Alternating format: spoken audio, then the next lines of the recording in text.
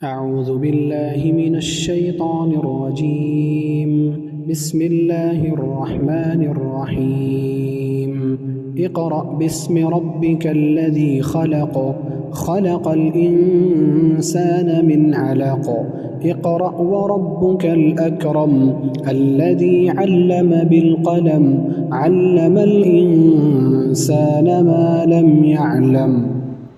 محترم حاضرین کرام اور خواتین اسلام، ہر طرح کی تعریف و توصیف حمد و خالق کائنات مالک ارض و سما کے لیے لائق اور زیبا ہیں۔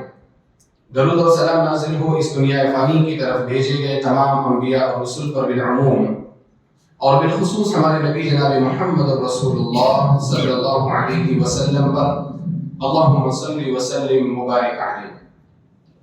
حضرات گرامی، گزشتہ جمعہ میں اپنے گھر کو اسلامی کیسے بنائیں یا اپنے گھر میں اسلامی ماحول کیسے پیدا کریں، اس کے تعلق سے کچھ تمہیدی باتیں ذکر کی گئی تھی، اور بالخصوص یہ بات ذکر کی گئی تھی کہ اگر ہم اپنے گھر کو اسلامی بنانا چاہتے ہیں تو سب سے پہلے ضروری یہ ہے کہ ہم اپنے گھر کو مسجد کے قریب رکھیں، مسجد کے قریب گھر خریدیں یا مسجد کے قریب گھر کو کرائے پر لیں، کیونکہ جب ہمارا گھر مسجد کے قریب ہوگا تو ہمارا تعلق مسجد سے مضبوط ہوگا۔ مسجد میں ایمان کی باتیں کی جاتی ہیں، کتاب و سنت کی باتیں کی جاتی ہیں، اس سے ہمارا ایمان بڑھے گا، کتاب و سنت کے تئیں محبت بڑھے گی، علم کے تئیں محبت بڑھے گی، اور ہمیں اپنی زندگی کو سنوارنے کا اور اس کو سدھارنے کا اچھا موقع ملے گا۔ اگر اسلامی ماحول انسان بنانا چاہتا ہے اپنے گھر کے اندر تو یہ سب سے ضروری اور یہ سب سے پہلا امر ہے۔ کچھ اور چیزیں ہیں جس کے ذریعے سے ہمیں اپنے گھر کو اسلامی بنانا چاہیے۔ انشاءاللہ آج کے اس خطبہ جمعہ میں ان چند باتوں کو آپ کے سامنے رکھنے کی کوشش کروں گا۔ دوسری جو سب سے اہم چیز ہے اپنے گھر کو اسلامی بنانے کے لیے، وہ یہ ہے کہ ہمیں اچھے پڑوسی کا انتخاب کرنا چاہیے۔ جو گھر ہم خرید رہے ہیں اس کے آس پاس رہنے والے کون لوگ ہیں، کیسے لوگ ہیں، ان کا مزاج کیا ہے، ان کا منہج کیا ہے، ان کا دین کیا ہے، ان کا دھرم کیا ہے، ان کا عقیدہ کیا ہے، ان کا طور طریقہ کیا ہے، رہنے سہنے کا ان کا لائف اسٹائل کیسا ہے۔ یہ چیزیں بہت زیادہ ضروری ہوتی ہیں، کیونکہ آپ جب اپنے گھر کے اندر رہتے ہیں تو صرف آپ نہیں رہتے، ہو سکتا ہے آپ یہ کہیں کہ گھر میں آنا ہے، سونا ہے اور پھر صبح اپنے کام پر نکل جانا ہے، ایسا نہیں۔ آپ جب کسی گھر کو گھر بناتے ہیں تو وہاں پر آپ رہتے ہیں، آپ کی بیوی رہتی ہے، آپ کے بچے رہتے ہیں۔ آپ اگرچہ صبح سے شام تک باہر نکل جاؤ لیکن آپ کی بیوی اور آپ کے بچے اسی گھر میں رہتے ہیں، اور آس پاس ہونے والی جو ایکٹیویٹیز ہیں، آس پاس ہونے والے جو کام ہیں، ان لوگوں کی جانب سے ان کا بڑا گہرا اثر پڑتا ہے۔ اس لیے عرب میں ایک محاورہ تھا، الجار قبل الدار، پڑوسی کو دیکھنا چاہیے گھر کو دیکھنے سے پہلے۔ آپ گھر دیکھو، ہم سب گھر دیکھتے ہیں کہ گھر میں کچن کہاں پر ہے، باتھ روم کدھر ہے، ہال کیسا ہے، روم کیسا ہے، بیڈ روم کیسا ہے، بالکنی ہے کہ نہیں ہے، وینٹیلیشن ہے کہ نہیں ہے، یہ سب چیزیں اچھی ہیں، لیکن ان سب چیزوں سے پہلے ہمیں مسجد دیکھنی ہے، اور مسجد کے ساتھ ساتھ ہمیں پڑوسی کو بھی دیکھنا ہے کہ ہمارا پڑوسی اچھا ہے یا نہیں۔ بغداد میں ایک شخص اپنے گھر کو بیچ رہا تھا، اور اس شخص کے گھر کی جو قیمت تھی وہ صرف 500 درہم تھی۔ تاریخ بغداد میں اس واقعے کو ذکر کیا گیا، 500 درہم اس کے گھر کی صرف قیمت تھی، لیکن وہ جب اپنے گھر کو بیچ رہا تھا تو اس نے 1000 درہم اس کی قیمت لگائی۔ لوگوں نے کہا کہ اس ایریا میں اس طرح کی زمین اتنے قیمت میں تو کوئی نہیں بیچتا ہے، آپ نے اتنا ریٹ کیوں لگایا ہے؟ تو پوچھنے پر بہت زیادہ پتہ چلا کہ اس کا جو پڑوسی ہے، اس کا پڑوسی عالم ہے اور علم والا ہے، اور علم والا ہونے کی وجہ سے اس کے گھر کا ماحول اچھا ہے، تو اس نے کہا کہ میں نے 500 درہم گھر کے لگائے ہیں اور 500 درہم اچھے پڑوسی کے لگائے۔ وہیں سے ایک محاورہ چلا، الجار قبل الدار، پڑوسی کو دیکھو گھر کو دیکھنے سے پہلے۔ اللہ کے رسول صلی اللہ علیہ وسلم نے بھی ہمیں اور آپ کو اس بات کی تنبیہ کی ہے۔ آپ صلی اللہ علیہ وسلم تو دعا کیا کرتے تھے، اللہم انی اعوذ بک من جار السوء، اے اللہ میں برے پڑوسی سے تیری پناہ چاہتا ہوں۔ اور خود نبی علیہ السلام نے ہم سب کو بھی برے پڑوسیوں سے پناہ طلب کرنے کا حکم دیا، فرمایا تعوذوا باللہ من جار السوء، اگر تم اللہ رب العالمین کی پناہ طلب کرنا چاہتے ہو تو اللہ رب العالمین کی پناہ طلب کرو برے پڑوسی کے ساتھ، کیونکہ یہ جو برا پڑوسی ہے یہ تمہاری زندگی پر اثر ڈالے گا۔ اور اللہ کے رسول صلی اللہ علیہ وسلم نے بھی فرمایا فَإِنَّ جَارَ الْبَادِيَةِ يَتَحَوَّرُ عَنْكَ، جو دیہات کا رہنے والا یا جو سفر میں ملنے والا جو پڑوسی ہے وہ پڑوسی تم سے دور چلا جائے گا، سفر میں اگر آپ نے کسی کا ساتھ پکڑا ہے، وہ سفر میں کب تک آپ کے ساتھ رہے گا؟ جب تک سفر ہے. سفر ختم، اس کا پڑوس ختم. تو اگر ایسا پڑوسی تھوڑا خراب بھی ہوا تو اتنا زیادہ نقصان نہیں پہنچائے گا. لیکن اگر یہ پڑوسی ہمارے اقامت کے گھر کے پاس آ گیا، جہاں پر ہم رہتے ہیں، جو ہمارا وطن ہے، جو ہمارا شہر ہے، تو پھر یہ پڑوسی ہمیں بہت تکلیف پہنچائے گا اور ہماری ذریت کو بھی بہت تکلیف پہنچائے گا. تو آپ صلی اللہ علیہ وسلم نے فرمایا تعوذوا باللہ من جار السوء، برے پڑوسی سے اللہ سبحانہ و تعالی کی پناہ طلب کرو. اور آپ علیہ السلام نے یہ بھی بات بیان فرمائی کہ اگر آپ کو اچھا پڑوسی مل جاتا ہے تو اچھا پڑوسی آپ کی سعادت میں سے ہے، آپ کی نیک بختی میں سے، آپ کے لیے برکت کے اسباب میں سے. مسند احمد کی روایت ہے، اللہ کے رسول صلی اللہ علیہ وسلم نے فرمایا 3 چیزیں انسان کے لیے سعادت میں سے، 3 چیزیں انسان کے لیے سعادت میں سے. سعادت یعنی برکت کا ذریعہ ہے، اچھائی کا ذریعہ ہے. سب سے پہلی چیز آپ علیہ السلام نے بیان فرمایا الجار الصالح، نیک پڑوسی. اگر آپ کو نیک پڑوسی مل گیا ہے تو یہاں سے آپ کی سعادت شروع ہوتی ہے. وہ خود نماز پڑھے گا، آپ کو بھی نماز کی تلقین کرے گا. وہ خود برائیوں سے بچے گا، آپ کو بھی برائیوں سے بچنے کی تلقین کرے گا. آپ اگر اپنے گھر میں گانا بجاتے ہیں، آپ اپنے گھر میں شور شرابہ کرتے ہیں، وہ خود بھی اپنے گھر کو ان چیزوں سے محفوظ رکھتا ہے، وہ آپ کے گھر کو بھی ان چیزوں سے محفوظ رکھنے کی کوشش کرے گا. الجار الصالح، نیک جو پڑوسی ہے وہ انسان کی سعادت میں سے. اور 2 اور چیزیں ذکر کی نبی علیہ السلام نے، وہ بھی ہمارے موضوع سے تعلق رکھتی ہیں. آپ صلی اللہ علیہ وسلم نے فرمایا والمرکب الحنی، انسان کی سعادت میں سے ہے کہ اس کی جو سواری ہو اچھی ہو، اچھی سواری پر وہ سواری کرتا ہو. کیونکہ سفر ہر ایک کو کرنا پڑتا ہے، چاہے شہر میں کرنا پڑے چاہے شہر کے باہر کرنا پڑے. اگر اچھی سواری کا انتظام ہے تو انسان سکون کے ساتھ اپنے شہر میں بھی سفر کر سکتا ہے، شہر کے باہر بھی سفر کر سکتا ہے. المرکب الحنی، استطاعت کے مطابق، اپنی طاقت کے مطابق انسان جتنی اچھی سواری کر سکے اتنی اچھی سواری کرنی چاہیے، کیونکہ یہ اسلام کا مطالبہ. اور تیسری جو چیز ہے آپ علیہ السلام نے فرمایا والمسکن الواسع، کشادہ گھر. یعنی یہ گھر سے ریلیٹڈ ہے، میں گھر کی بات یہاں پر کر رہا ہوں کہ گھر کو کیسے اچھا بنانا ہے. اس میں ایک چیز یہ بھی داخل ہے کہ اگر آپ گھر لے رہے ہیں تو کشادہ گھر لینا چاہیے. اور آپ صلی اللہ علیہ وسلم نے اس کو سعادت میں سے ذکر کیا. لیکن یہ بھی کشادگی جو ہے نا وہ اپنی طاقت کے مطابق ہے، اپنی وسعت کے مطابق ہے. اگر آپ کی طاقت 1 روم کی ہے تو 1 روم پر ہی آپ اکتفا کریں. لیکن اگر آپ کی طاقت 1 روم سے بڑھ کر کے 2-3 روم پر بھی ہے تو آپ کو چاہیے کہ آپ اس کے لیے بھی کوشش کریں، کیونکہ نبی صلی اللہ علیہ وسلم نے اس سے بھی منع نہیں کیا ہے، بلکہ اس کو شریعت کا ایک حصہ قرار دیا اور اس کو سعادت میں شمار کیا ہے. لہذا یہاں پر 3 چیزیں ہمارے پاس ہو گئی کہ اگر ہمیں اپنا گھر اسلامی بنانا ہے یا اپنے گھر میں اسلامی ماحول پیدا کرنا ہے، ہمیں اپنے گھر کو مسجد کے قریب رکھنا چاہیے. نمبر 2، اچھے پڑوسی کا انتخاب کرنا چاہیے. اور نمبر 3، اپنے گھر کو کشادہ کرنے کی کوشش کرنی چاہیے جہاں تک ہماری استطاعت ہو، جہاں تک ہماری طاقت ہو. اسی طرح سے آگے بڑھتے ہیں. اپنے گھر کو اگر اسلامی بنانا ہے تو سب سے ضروری امر یہ ہے کہ اپنے گھر کو اولا اسلامی مخالفات سے بچایا جائے. اسلام کی خلاف ورزیاں جو گھر کے اندر ہوتی ہیں، جو دیواروں کے ساتھ متصل ہیں یا جو گھر کے افراد کے ساتھ متصل ہیں، ایسی ہر قسم کی مخالفتوں سے اپنے گھر کو محفوظ رکھنا چاہیے. اب مخالفتیں کئی قسم کی ہوتی ہیں جو گھروں میں کی جاتی ہیں اسلام کے. سب سے پہلی چیز یہ کہ اگر آپ اپنے گھر میں بیت الخلا بنا رہے ہیں، ویسے آج کل ہر گھر میں ہی بیت الخلا بنایا جاتا ہے، اگر ٹوائلٹ نہ ہو تو وہ گھر خریدا نہیں جاتا، وہ گھر آپ بیچ نہیں سکتے. تو جو ٹوائلٹ آپ بنا رہے ہیں اس ٹوائلٹ میں آپ کو اس طرح سے کوشش کرنی ہے کہ جب انسان اس ٹوائلٹ میں قضاء حاجت کے لیے بیٹھے تو نہ تو اس کا چہرہ مشرق کی طرف ہو اور نہ ہی اس کی پیٹھ مغرب کی طرف، اور اس کے الٹا بھی نہ ہو، یعنی مشرق اور مغرب کی طرف کا ڈائریکشن ہونا ہی نہیں چاہیے. یعنی انسان اس بات کا احترام کرے کہ قضاء حاجت کرنے کے لیے وہ قبلہ رخ نہ ہو. اللہ کے رسول صلی اللہ علیہ وسلم اس سے منع کیا. سے بخاری سے مسلم کی روایت ہے. حضرت ابو ایوب انصاری رضی اللہ عنہ روایت کرتے ہیں، فرماتے ہیں اللہ کے رسول صلی اللہ علیہ وسلم نے فرمایا اذا اتیتم الغائط، جب تم بیت الخلا جایا کرو، فلا تستقبلوا القبلة ولا تستدبروها، تو نہ تو قبلہ کی طرف اپنا چہرہ کیا کرو اور نہ ہی قبلہ کی طرف اپنی پیٹھ کیا کرو. قبلے کا احترام ہے، خانہ کعبہ کا احترام ہے. اللہ کے رسول صلی اللہ علیہ وسلم نے اپنی احادیث کے ذریعے سے خانہ کعبہ کے مقام کو ذکر کیا، اس کے احترام کو ذکر کیا. خانہ کعبہ کے احترام میں سے ایک یہ ہے کہ اپنی پیٹھ یا اپنا چہرہ قضاء حاجت کے وقت خانہ کعبہ کی طرف نہ کیا جائے. اور الحمدللہ اللہ کا شکر ہے اس چیز کا بڑا اہتمام کیا جاتا ہے اور بہت احتیاط سے گھر بنائے جاتے ہیں. اور یہ معاملہ یہاں تک ہے کہ بہت سارے غیر مسلمین بھی اس کی پابندی کرتے ہیں کہ قضاء حاجت جو ہے وہ قبلہ کی طرف نہ ہو، اور اگر وہ مزدور ہیں تو وہ خود آپ کو پڑھ کر کے بولیں گے کہ آپ لوگوں کے یہاں ٹوائلٹ ایسے بنایا جائے۔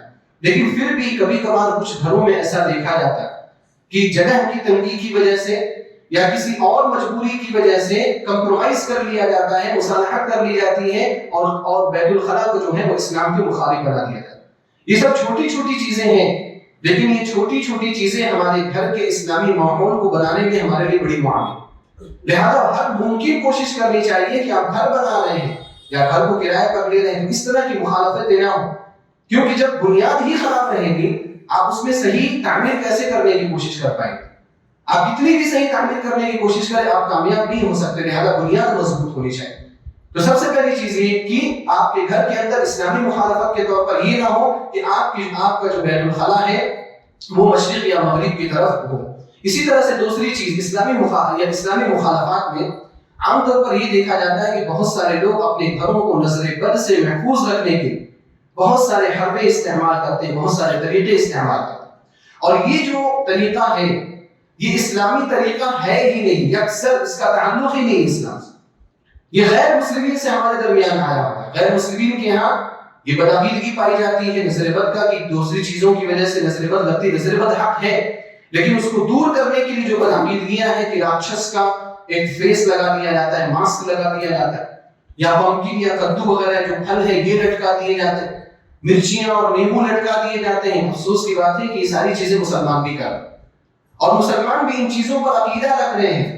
اگر کوئی شخص ان کو دعوت دے، کوئی شخص ان کو سمجھائے کہ یہ چیزیں صحیح نہیں ہیں، اسلام کے خلاف ہیں، آپ کو اسلام کے خلاف وہ سمجھنے لگیں گے، آپ کو توحید کے خلاف وہ سمجھنے لگیں گے، آپ کے عقیدے پر وہ شک کرنے لگیں گے، پتہ نہیں کون سی یہ دعوت ہے۔ حالانکہ اکثر اس کا تعلق نہیں، نظر بد سے محفوظ رکھنے کے لیے اللہ رب العالمین نے قرآن کریم کے ذریعے سے برکت پیدا کرنے کا حکم دیا ہے۔ آپ قرآن کریم کی تلاوت کریں، آپ اذکار کا اہتمام کریں، انشاءاللہ اس کا تذکرہ آگے آ رہا ہے۔ تو ہم سب کو یہ چاہیے کہ ہم جب بھی اپنے گھر کو بنائیں تو اسلامی مخالفات اس گھر کے اندر موجود نہ ہو۔ نظر بد والی جتنی بھی چیزیں ہیں ان میں سے کوئی بھی چیز ہمارے گھر میں نہ ہو، چاہے وہ نیبو کی شکل میں ہو، چاہے وہ کسی اور شکل میں ہو۔ مسلمانوں کے یہاں کچھ گھروں میں تو یہ چیزیں تو نہیں پائی جاتی، لیکن مسلمانوں کے یہاں بعض گھروں میں یہ دیکھا جاتا ہے کہ تعویذیں لٹکا دی جاتی ہیں، یعنی جو لوح ہے، تختیاں ہیں، تختیاں بنا کر کے ان میں نمبرات لکھ کر کے، اور بعض اوقات ان میں قرآن کریم کی آیتیں لکھ کر کے، بعض اوقات ان میں انبیاء کرام کے نام لکھ کر کے، بعض اوقات ان میں فرعون یا حامان یا قارون ان لوگوں کا نام لکھ کر کے ان تختیوں کو لٹکایا جاتا ہے، اور ان تختیوں کے ذریعے سے یہ عقیدہ رکھا جاتا ہے کہ یہ تختیاں ہمارے گھر سے نظر بد کو دور کریں گی۔ یہ اسلام مخالف عقیدہ ہے۔ اللہ کے رسول صلی اللہ علیہ وسلم نے فرمایا لیس منا من تطیر او تطیر له، ہم میں سے وہ لوگ نہیں ہیں جو ان چیزوں کے ذریعے سے بدشگونی کرتے ہیں یا جن کے لیے یہ چیزیں بدشگونی کے طور پر استعمال کی جاتی، ہم میں سے ان کا کوئی تعلق نہیں ہے، مسلمانوں سے ان کا کوئی تعلق نہیں ہے۔ لہذا اسلامی مخالفات میں سے نظر بد کے لیے یا نظر بد کو دور کرنے کے لیے جو طریقے بھی استعمال کیے جاتے ہیں ان تمام طریقوں سے ہمیں اپنے گھر کو محفوظ رکھنے کی ضرورت ہے۔ اسی طرح سے اسلامی مخالفات میں سے ایک یہ چیز بھی ہے کہ اگر آپ گھر بنا رہے ہیں یا اگر آپ گھر خرید رہے ہیں تو اپنے گھر کو آپ اس طرح سے بنائیں کہ گھر بننے کے بعد اس میں بے پردگی کا موضوع نہ ہو۔ بہت سارے لوگ گھر بناتے ہیں اس طرح سے، کھڑکیاں ایسی جگہوں سے کھولتے ہیں، ایسے سائڈ سے کھولتے ہیں کہ بعد میں جو بننے والے گھر ہیں یا آس پاس کے جو گھر ہیں ان گھروں سے ڈائریکٹ کھڑکیوں کے ذریعے سے اپنے گھروں میں جھانکا جا سکتا ہے۔ اس طرح کے گھر بنائے جاتے ہیں، یا بعض لوگ الحمدللہ ان کا گھر محفوظ رہتا ہے، لیکن گھر کے لوگ اتنے زیادہ بے حس ہوتے ہیں کہ اپنے گھروں کو کھول کر کے رکھتے ہیں، اپنے گھر کے دروازوں کو کھول کر کے رکھتے ہیں، کبھی پردہ لٹکا دیتے ہیں یا پردہ بھی نہیں لٹکاتے ہیں۔ آنے جانے والوں کی پوری نظریں گھر کے اندر موجود چیزوں پر پڑتی ہیں، گھر کے اندر موجود عورتوں پر، گھر کے اندر موجود لڑکیوں پر ان کی چیزیں پڑتی۔ آپ کا گھر ان چیزوں سے بھی محفوظ ہونا چاہیے، کیونکہ پردے کا حکم ہمارے اسلام میں بڑا شدید حکم ہے۔ اللہ رب العالمین نے ان چیزوں کو اس لیے ہمیں کرنے کا حکم دیا ہے تاکہ معاشرہ پاکیزہ بنے، معاشرے کی حفاظت ہو، معاشرے کے اندر سے زنا کے جو آثار ہیں وہ آثار ختم ہو۔ اس طرح کی ساری چیزوں سے حفاظت کے لیے ہمیں بے پردگی سے اپنے گھر کو بچانا ہے اور با پردگی کے ساتھ اپنے گھر کو بنانا ہے۔ اسلامی مخالفات میں سے جو اور چیزیں ہمارے گھروں میں کی جاتی ہیں وہ یہ کہ گھر کے اندر تصویریں لٹکا دی جاتی، گھر کے اندر تصویریں لٹکا دی جاتی، اور تصویروں کے لٹکانے کا معاملہ بھی ایسا ہے کہ پہلے یہ جو چیز ہے یہ صرف غیر مسلموں کے گھروں میں دیکھی جاتی ہے۔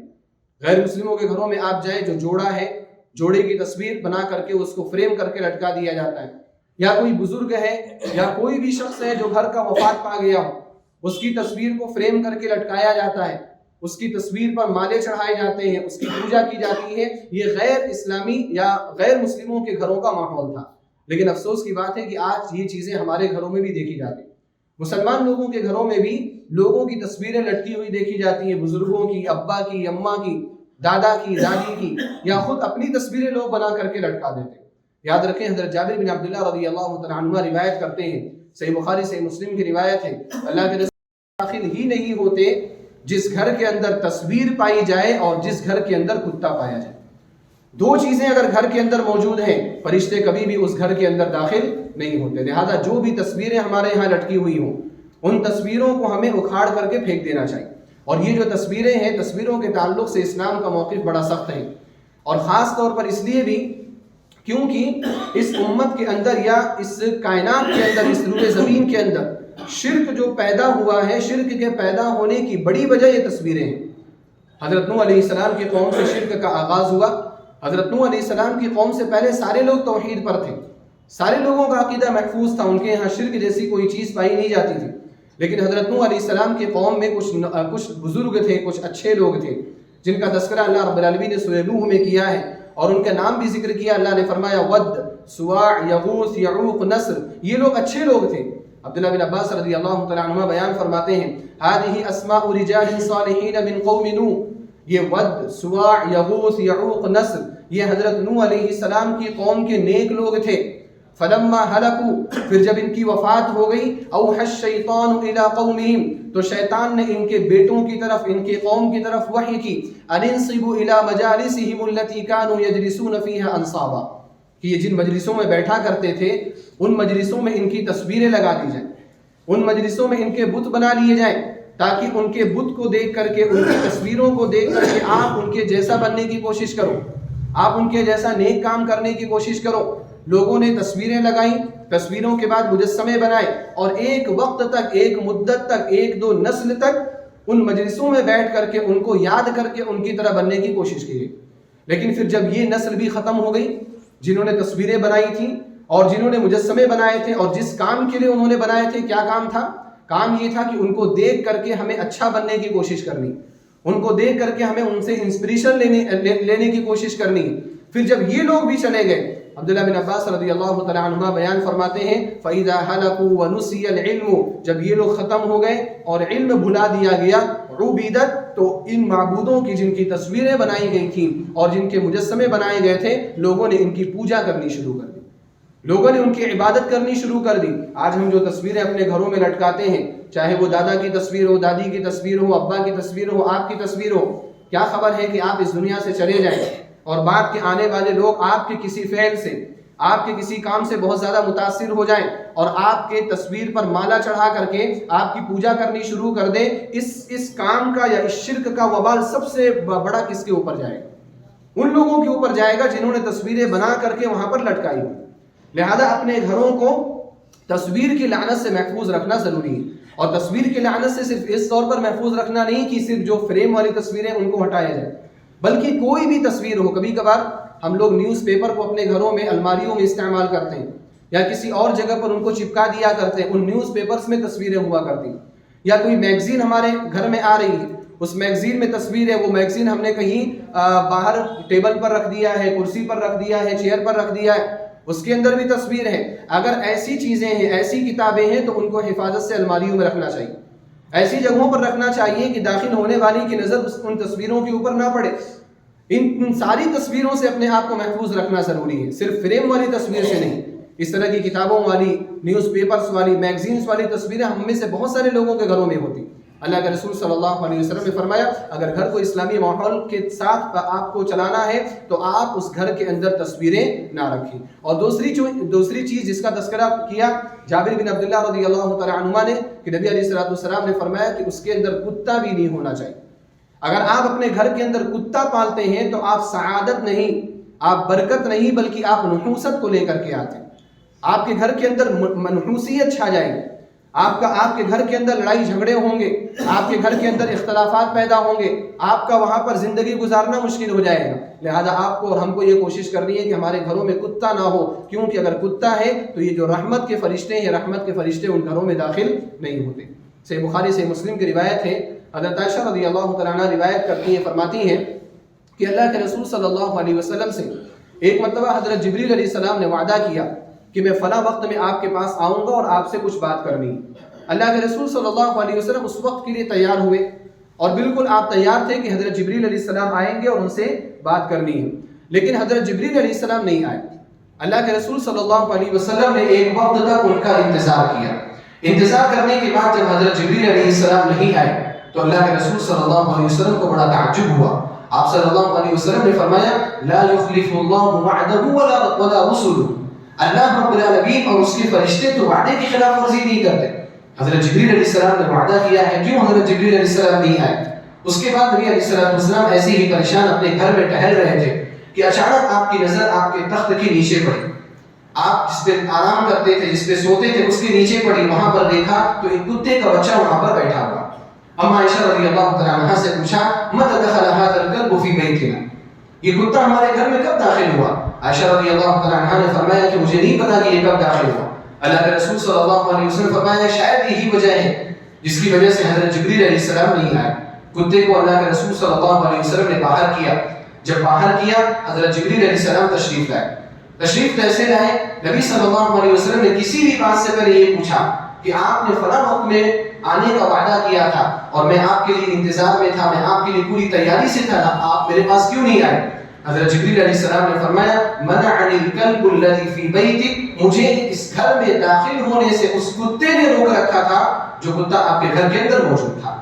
اور اس کے بعد جبریل علیہ السلام نے فرمایا انا لا ندخل بیتا فیہ صورۃ ولا کلب، کہ ہم اس گھر میں داخل ہی نہیں ہوتے جس میں کوئی تصویر پائی جائے یا جس میں کوئی کتا پایا جائے. آپ دیکھیں اللہ کے رسول صلی اللہ علیہ وسلم کا گھر ہے جو ہر طرح سے اسلامی ہے، ہر طرح کے شر اور فتنے سے محفوظ ہے، لیکن حضرت جبریل علیہ السلام جو رحمت کے فرشتوں میں سے ایک فرشتہ ہے، حضرت جبریل علیہ السلام اس گھر میں داخل نہیں ہوئے، بلکہ وہ اس گھر میں داخل ہونے سے انہوں نے اپنے آپ کو روکا. اور جب تک اس کتے کے بچے کو وہاں سے نہیں نکالا گیا حضرت جبریل علیہ السلام اس گھر میں داخل نہیں ہوئے. ہمارے شوق ہیں، ہماری خواہشیں ہم کتے پالتے ہیں، اور خواہش بھی ایسی کہ انسان کتوں کو پال رہا ہے، ان جانوروں کو جن کو اللہ کے رسول صلی اللہ علیہ وسلم نے پالنے سے منع کیا. کتے کو پالنے کی اجازت ہے لیکن صرف 3 چیزوں کی خاطر. اگر آپ کھیتی کی حفاظت کے لیے کر رہے ہیں، آپ شکار کے لیے کر رہے ہیں، آپ اپنے گھر کی حفاظت کے لیے کر رہے ہیں، اللہ کے رسول صلی اللہ علیہ وسلم نے کتے کو پالنے کی اجازت دی. لیکن شوق کے لیے پالنا، فخر و مباحات کے لیے پالنا، اللہ کے رسول صلی اللہ علیہ وسلم نے اس سے منع کیا. بلکہ اگر کوئی شخص یہ عمل کرتا ہے اور وہ مسلمان ہے تو اس کے اعمال کم کیے جاتے ہیں، مائنس مارکنگ اس کی ہوتی ہے. عبداللہ بن عمر رضی اللہ تعالیٰ عنہ فرماتے ہیں اللہ کے رسول صلی اللہ علیہ وسلم نے فرمایا من اقتنى کلبا، کہ جس شخص نے کسی ایسے کتے کو پالا لیس بضاریۃ، جو شکاری کتا نہیں ہے، ولا ماشیۃ، اور نہ ہی کھیتی کی حفاظت کے لیے اس کو پالا گیا ہے، اللہ کے رسول صلی اللہ علیہ وسلم نے فرمایا نقص کل یوم من عملہ قراطان، اس کے اعمال میں سے ہر دن 2 قراط کی کمی کی جاتی ہے. 2 قراط کی کمی. اللہ کے رسول صلی اللہ علیہ وسلم نے قراط کس کو بیان فرمایا؟ آپ نے فرمایا کہ قراط اتنا بڑا اجر ہے جس کو اگر سمجھنا ہے تو احد پہاڑ کو دیکھ لو. احد پہاڑ کے برابر اگر کوئی نیکی ہے اس کو 1 قراط کہا جاتا ہے، اس کے برابر کی نیکیاں 2 قراط. اللہ رب العالمین ایسے لوگوں کے اعمال میں سے ڈیلی 2 قراط کو کم کرتا رہتا ہے جو بغیر کسی شرعی عذر کے کتے کو پالتے ہیں، صرف اپنی خواہش کے لیے کتے کو پالتے ہیں. اور یہ کتے کو پالنا بعض ہمارے نوجوانوں کے یہاں میں بڑا شوق دیکھا جاتا ہے اس کے تعلق. یہ کتے کو پالنا نہ صرف یہ کہ شرعی طور پر ممنوع ہے، بلکہ آج کے دور میں اگر دیکھا جائے تو یہ غیر قوموں کی مشابہت بھی ہے، یہ یہودیوں کی مشابہت ہے، اہل کتاب کی مشابہت ہے. اور آپ علیہ السلام نے فرمایا من تشبہ بقوم فهو منهم، جو کسی قوم کی مشابہت اختیار کرتا ہے وہ انہی میں سے. غیر قومیں پالتی ہیں اور وہ قومیں پال رہی ہیں کتوں کو جن کے یہاں بچے پالنے کے لیے نہیں، جنہوں نے بچوں کی پیدائش پر پابندی لگا دی ہے، بچوں کو پیدا کرنے کے خلاف اصول و ضوابط بنا لی، ان کے پاس بچے نہیں ہیں. اب کیا کریں گے؟ انسان جو ہے وہ بچوں کے بغیر نہیں رہ سکتا. انسان اپنے گھر میں اکیلے نہیں رہ سکتا. اتنے بڑے بڑے گھر رہنے والا کون ہے؟ ایک بوڑھا ایک بوڑھی. میں باہر کے قوموں کی بات کر رہا ہوں, ان کے یہاں یہ حالات ہیں, وہ مجبور ہیں کہ وہ کتا پالیں. لیکن اللہ رب العالمین نے, اللہ کا شکر ہے کہ ہمیں مجبور نہیں بنایا. الحمدللہ ہمارے پاس بچے بھی ہیں, ان بچوں کی حفاظت کریں آپ, بچوں کی حفاظت آپ کریں. اگر بچے نہ بھی ہوں کسی کے پاس تو کم سے کم انسانیت کی تو حفاظت ہونی چاہیے. کتوں کو پالنے والوں کی حالت کیا ہوتی ہے؟ کتے کو پال رہے ہیں, اچھے سے اچھا کھانا کھلا رہے, مہنگے سے مہنگے شیمپو سے اس کو نہلا رہے, بڑی بڑی گاڑیوں میں اس کو گھما رہے, ایسی ایسی گاڑیوں میں گھما رہے ہیں کہ جب وہ گاڑیوں میں گھومنے کے لیے نکلتے ہیں تو سارے لوگوں کی نظر ان کتوں پر پڑنے لگتے ہیں, کتنا اچھا کتا جا رہا ہے. یعنی ہماری بھی نظر کیا ہے نا, وہ دیکھ دیکھ کر کے ان چیزوں کو بہت خراب ہو چکی, ہمارا بھی ذہن خراب ہو جا رہا ہے کہ واقعی یہ اچھی چیز ہے جو جس کو یہ لوگ فالو کر رہے ہیں. حالانکہ انسانیت کے خلاف. یہی گاڑی والا کسی سگنل پہ کھڑا ہوگا اور کوئی بھکاری مانگنے آ جائے گا نا تو شیشہ بھی نہیں کھولے گا.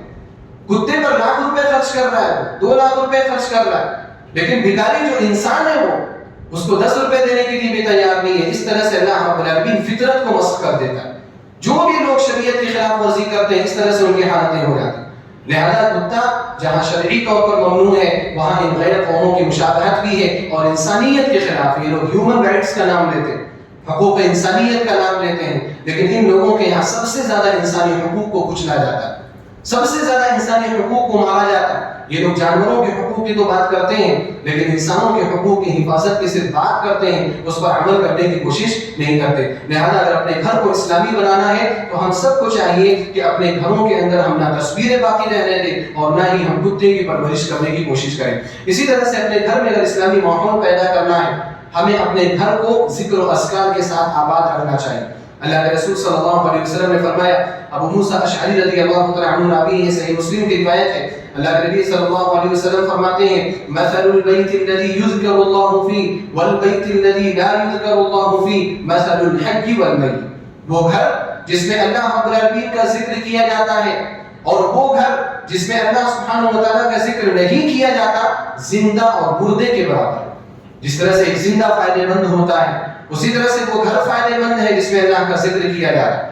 اور جس طرح سے ایک مردے سے کوئی بھی فائدہ نہیں ہوتا, اس سے انسان مایوس ہو چکا ہوتا ہے, اللہ کے رسول صلی اللہ علیہ وسلم نے یہی مثال اس گھر کی دی جس گھر میں اللہ رب العالمین کا ذکر نہیں کیا جاتا. ذکر کی بات تو دور ہے, آج گھروں سے گانوں کی آوازیں آ رہی, آج گھروں سے میوزک کی آوازیں آ رہی, گھروں سے گالیوں کی آوازیں آ رہی, گھروں سے فحش باتوں کی آوازیں آتی ہیں, لیکن مسلمانوں کے گھروں سے اللہ رب العالمین کے ذکر کی آوازیں نہیں آتی. کچھ گھر ہیں جو اللہ کا ذکر کرتے ہیں اور ان میں سے بھی بہت سارے گھر ایسے ہیں جو اللہ رب العالمین کا ذکر خود کرنا پسند نہیں کرتے, موبائل کے ذریعے سے اللہ کا ذکر کرواتے. صبح صبح کیا کیا جاتا ہے, موبائلوں میں آیتیں لگا دی جاتی ہیں اور بس انہیں کو پورا اسلام سمجھا جاتا ہے کہ بس پکے سچے مسلمان ہم اسی کے ساتھ. صبح صبح اٹھیں گے, سورہ یاسین لگا دیں گے, سورہ رحمان لگا دیں گے, وہ پڑھ رہے ہیں حضرت اور یہ اپنا کام کر رہے ہیں, بس ہمارے صبح کی شروعات اچھی ہو. نہ فجر کی نماز سے کوئی مطلب ہے, نہ صبح کے اذکار سے کوئی مطلب ہے اور نہ ہی دین کے کسی عمل سے مطلب ہے. ایسے برکتیں نہیں آتی. آپ کو تلاوت کرنی ہے گھر کے اندر, اللہ رب العالمین کے ذکر سے اپنے گھر کو آباد رکھنا ہے. اللہ کے رسول صلی اللہ علیہ وسلم نے خود تلاوت کرنے کا حکم دیا. آپ علیہ السلام نے فرمایا لا تجعلوا بیوتکم مقابر, اپنے گھروں کو قبرستان مت بنایا کرو, وہاں پر نمازیں بھی پڑھا کرو اور تلاوت بھی کیا کرو. فإن الشیطان ينفر من البیت الذی تقرأ فیہ سورۃ البقرہ, کیونکہ شیطان اس گھر سے دور بھاگ جاتا ہے جس میں سورہ بقرہ کی تلاوت کی جاتی ہے. اور سورہ بقرہ کی تلاوت چلائی نہیں جاتی جس میں سورہ بقرہ کی تلاوت کی جاتی ہے. چلانے سے کوئی فائدہ حاصل نہیں ہوگا.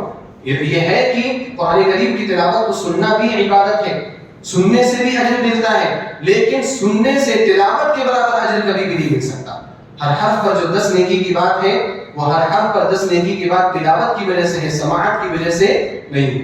سننا بھی ہے لیکن ہمیں پڑھنے کی بھی کوشش کرنی ہے. اپنے گھر کو ذکر و اذکار سے آباد رکھیں اور ذکر و اذکار سے آباد رکھنے کے لیے گھر میں داخل ہو تو اللہ کا ذکر کریں, گھر سے باہر نکلے تو اللہ کا ذکر کریں. نبی علیہ السلام نے فرمایا, حضرت جابر رضی اللہ تعالیٰ عنہ راوی حدیث ہیں, کہتے ہیں کہ آپ علیہ السلام نے فرمایا کہ اذا دخل الرجل بیتہ, جب انسان اپنے گھر میں داخل ہوتا ہے, فذکر اللہ, اور اللہ رب العالمین کا ذکر کرتا ہے, داخل ہوتے ہی اللہ کا ذکر کرتا ہے اور اللہ سبحانہ و تعالیٰ کی حمد بیان کرتا ہے, تو شیطان کیا بولتا ہے؟ شیطان بولتا ہے کہ لا مبیت لکم ولا عشاء, کہ تمہارے لیے آج اس گھر میں رات گزارنے کا بھی موقع نہیں ہے اور کھانا کھانے کا بھی موقع نہیں ملے گا۔ اور آپ علیہ السلام نے پھر آگے فرمایا کہ وَإِذَا دَخَلَ الرَّجُلُ بَيْتَهُ، لیکن پھر جب انسان اپنے گھر میں داخل ہوتا ہے فَلَمْ يَذْكُرِ اللَّهَ عِنْدَ دُخُولِهِ، اور داخل ہوتے وقت اللہ رب العالمین کا ذکر نہیں کرتا ہے، بسم اللہ پڑھ کر داخل نہیں ہوتا، سلام کر کے داخل نہیں ہوتا ہے، شیطان کہتا ہے اَتَرَكْتُمُ الْمَبِيتَ، آؤ سارے ساتھیوں کو بلاتا ہے اور کہتا ہے کہ آج کم سے کم اس گھر میں رات گزارنے کا تو موقع مل گیا ہے۔ ہم گھروں میں داخل ہوتے ہیں، موبائل دیکھتے دیکھتے داخل ہو گئے، نہ سلام کیا نہ بسم اللہ پڑھا، شیطان بھی ہمارے ساتھ آ گیا، نحوست اور بے برکتی وہاں سے شروع ہو جاتی۔ اور پھر آگے آپ نے فرمایا کہ وَإِذَا دَخَلَ الرَّجُلُ بَيْتَهُ، اور جب انسان اپنے گھر میں داخل ہو، اس کے سامنے اس کا کھانا پیش کیا جائے، فَلَمْ يَذْكُرِ اللَّهَ عِنْدَ طَعَامِهِ، اور کھانا شروع کرتے وقت اللہ کا نام نہ لے، بسم اللہ نہ پڑھے، تو شیطان یہ کہتا ہے أَتَرَكْتُمُ الْمَبِيتَ وَالْعَشَاءَ، رات گزارنے کا موقع تو مل ہی گیا تھا، کھانا کھانے کا بھی موقع مل گیا ہے۔ وہ آپ کے گھر میں سوتا بھی ہے، آپ کے گھر میں وہ کھانا بھی کھاتا ہے اور آپ کے گھر کے ہر چیز سے وہ لطف اندوز ہوتا ہے۔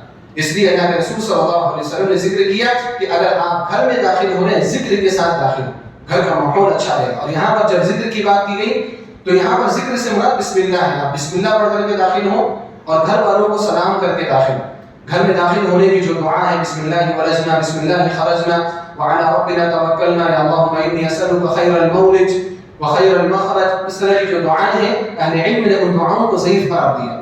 یہاں پر حدیث میں صرف ذکر کی بات کی گئی ہے، تو ذکر کی بات سے صرف اتنا پتا چلتا ہے کہ آپ بسم اللہ پڑھ کر کے اپنے گھر میں داخل ہو جائیں اور بسم اللہ پڑھ کر کے داخل ہو اور بسم اللہ پڑھ کر کے ہی اپنے کھانے کی شروعات کریں۔ اسی طرح سے آپ اپنے گھر سے باہر نکلے، اللہ کے رسول صلی اللہ علیہ وسلم وہاں پر ایک دعا سکھائی، سنن ابو داؤد سنن ترمذی کی روایت ہے، ام سلمہ رضی اللہ تعالی عنہا راوی حدیث ہیں، آپ فرماتی ہیں کہ نبی علیہ الصلوۃ والسلام جب بھی گھر سے باہر نکلا کرتے تھے آپ صلی اللہ علیہ وسلم دعا پڑھتے تھے۔ کیا دعا پڑھتے تھے؟ آپ علیہ الصلوۃ والسلام کی دعا ہوتی تھی کہ بسم اللہ توکلنا، کہ ہم اللہ رب العالمین کے نام کے ساتھ شروع کرتے ہیں، اللہ رب العالمین پر بھروسہ ہے۔ اور بعض روایات میں لا حول ولا قوت الا باللہ کے بھی الفاظ ہیں۔ اور پھر اس کے بعد آپ علیہ الصلوۃ والسلام یہ دعا پڑھتے تھے اللہم انی اعوذ بک ان اضل او اضل او ازل او ازل او اظلم او اظلم او اجہل او یجہل علی، اے اللہ میں گھر سے نکل تو رہا ہوں لیکن میں تجھ سے پناہ طلب کرتا ہوں یا تیری پناہ طلب کرتا ہوں اس بات سے کہ میں پھسل جاؤں یا پھسلا دیا جاؤں، میں گمراہ ہو جاؤں یا گمراہ کر دیا جاؤں۔ اے اللہ رب العالمین میں اس بات سے بھی پناہ طلب کرتا ہوں کہ کوئی شخص میرے ساتھ نادانی اور جہالت کا معاملہ کرے اور میں اس کے ساتھ بھی نادانی اور جہالت کا معاملہ کروں۔ یہ دعا اپنے آپ میں بڑی جامعیت لیے ہوئے ہے۔ انسان جب اپنے گھر سے نکلتا ہے، گاڑی چلا رہا ہے، پیدل چل رہا ہے، کہیں پانی گرا ہوا پھسل کر کے گر سکتا ہے، گاڑیوں سے ٹکر ہو کر کے وہ گر سکتا ہے، یہ دعا پڑھے کہ اے اللہ رب العالمین میں پھسلنے سے تیری پناہ چاہتا ہوں اور پھسلانے سے بھی میں تیری پناہ چاہتا ہوں۔ اسی طرح سے انسان گھر سے نکل رہا ہے کام کاج کے لیے، کوئی ڈیل کرنے جا رہا، ہو سکتا ہے کوئی اس کو ڈیل میں گمراہ کر دے، آپ یہ دعا پڑھ لیں گے کہ اللہ میں اس بات سے تیری پناہ چاہتا ہوں کہ میں خود گمراہ ہوں یا کوئی مجھے گمراہ کرے۔ اس بات سے اگر آپ نے اللہ رب العالمین کی پناہ طلب کر لی، اللہ رب العالمین آپ کو حفاظت میں رکھے گا۔ اسی طرح سے آپ باہر نکل رہے ہیں، بہت سارے عجیب قسم کے لوگ ملتے ہیں، ان سے اختلاف بھی ہو سکتا ہے، ان سے جھگڑا بھی ہو سکتا ہے، لیکن اگر آپ نے یہ دعا پڑھی کہ اللہم انی اعوذ بک ان اجہل او یجہل علی، کہ اللہ میں تیری پناہ چاہتا ہوں کہ میرے ساتھ نادانی کی جائے یا میں کسی اور کے ساتھ نادانی کا معاملہ کروں، اللہ رب العالمین آپ کو حفاظت میں رکھے گا۔ اس طرح سے اپنے گھروں کو ذکر سے آباد رکھنا چاہیے۔ کچھ اور چیزیں انشاءاللہ میں آگے کے خطبے میں اس کا تذکرہ کرنے کی کوشش کروں گا۔ اللہ رب العالمین سے میں دعا ہوں الہ العالمین کو ہم سب کو اس بات کی توفیق عطا فرما کہ ہم اپنے گھروں کو اسلامی بنائیں، اپنے گھروں میں اسلامی ماحول پیدا کریں۔ الہ العالمین کو ہمیں ذکر و اذکار کی پابندی کی توفیق عطا فرما۔ الہ العالمین کو ہمیں اچھے پڑوسی کے انتخاب کی توفیق عطا فرما، کتاب و سنت سے محبت کرنے کی توفیق عطا فرما، فرائض کی پابندی کرنے کی توفیق عطا فرما، حرام چیزوں سے الہ العالمین کو ہم سب کی حفاظت فرما، ہمارے صغیرہ اور کبیرہ گناہوں کو معاف فرما۔ الہ العالمین جو لوگ اس دنیا کے اندر ہیں، بیمار ہیں، ان کو شفایابی عطا فرما، جو مقروض ہیں ان کے قرض کی ادائیگی میں ان کی مدد فرما، جو معاشی طور پر پریشان حال ہیں ان کے پریشانیوں کو دور فرما۔ الہ العالمین جو لوگ اس دنیا سے جا چکے اہل توحید ہیں ان کی مغفرت فرما، ان کے قبر کو منور فرما اور ان کو جنت الفردوس میں جگہ عطا فرما۔ الہ العالمین ہم سب کو اسلام اور ایمان پر زندہ فرما اور ہمارا خاتمہ لا الہ الا اللہ محمد رسول اللہ پر فرما۔ آمین و آخر دعوانا ان الحمد للہ رب العالمین۔